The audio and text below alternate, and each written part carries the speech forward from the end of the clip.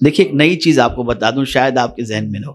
پرنالا جو ہے نا، حتیم کے اندر پرنالا جو چھت کے اوپر، کعبے کی چھت کے اوپر جو پرنالا ہے، اعلیٰ حضرت عظیم البرکت امام عشق و محبت کہتے ہیں، غور سے سن تو رضا، کعبے سے آتی ہے صدا، میری آنکھوں سے میرے پیارے کا روضہ دیکھو۔ تو مدینہ جو ہے نا، یہ کس طرف ہے؟ پرنالا جس طرف ہے نا، وہ پرنالے کا ڈائریکشن مدینے کی طرف ہے، پرنالے کا ڈائریکشن مدینہ شریف کی طرف ہے۔ آپ سبسکرائب کیجئے ہمارے چینل نور رضا کو اور بیل آئیکن کو پریس کیجئے، جس سے آپ کو ہماری نیو ویڈیو کی نوٹیفیکیشن ملتی رہے۔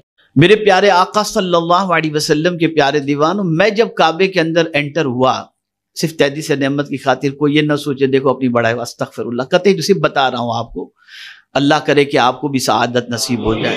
تو کعبے کے اندر جب انٹر ہوا تو اب نماز کس ڈائریکشن میں پڑھیں؟ نماز کس ڈائریکشن میں پڑھیں؟ اس لیے کہ کسی بھی ڈائریکشن میں آپ پڑھ سکتے ہو، چاروں ڈائریکشن کے اندر۔ تو میں نے سوچا اس طرف مدینہ ہے، جو پرنالا ہے نا، دیکھیے ایک نئی چیز آپ کو بتا دوں، شاید آپ کے ذہن میں نہ ہو۔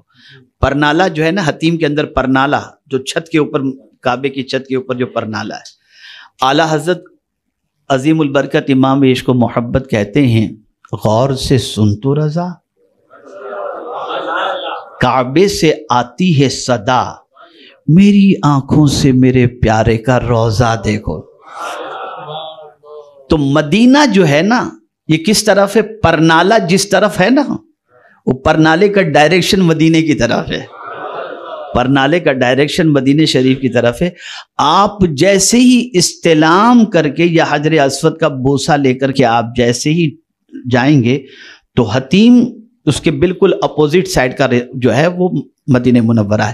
تو ایک عادت بنائیں کہ طواف کرتے وقت جب اس طرف آپ پہنچیں، میزاب رحمت جس طرف ہے، ڈائریکشن جس طرف، تو اس طرف مدینے کی طرف ہوکر کے الصلاۃ والسلام علیک یا رسول اللہ کر کے پھر طواف اپنا کنٹینیوز کریں، تو طواف بھی ہوگا، مدینے والے کو سلام بھی پہنچتا رہے گا انشاءاللہ۔ تو عرض یہ کر رہا تھا میرے پیارے آقا صلی اللہ تعالی علیہ وسلم کے پیارے دیوانوں کہ یہ جو ہے بہت عظیم، بہت بابرکت اور بہت مقدس مقام ہے۔ تو میرے پیارے آقا صلی اللہ تعالی، ہاں نماز کا ٹھیک ہے، دیکھیں اچھا قاری صاحب نے یاد۔ تو میں سوچا میں کس ڈائریکشن میں نماز پڑھوں، تو میرے ذہن میں خیال آیا کہ مدینہ اس طرف ہے تو مجھے اس طرف ہی نماز پڑھنا چاہیے۔ فوراً مجھے اعلیٰ حضرت کا شعر یاد آ گیا اور میں نے رخ پلٹ لیا۔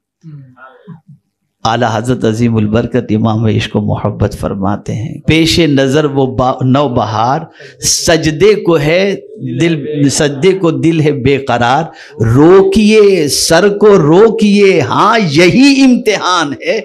بس یہ خیال آیا کہ میں کہاں سجدے کی طرف، فوراً میں رخ پلٹ لیا، میں نے کہا نہیں یہ امتحان کا وقت ہے۔ اور پھر جب میں نے رخ کیا تو سامنے ہی مجھے وہ مصلی نظر آ گیا جہاں حضور نماز پڑھا کرتے تھے۔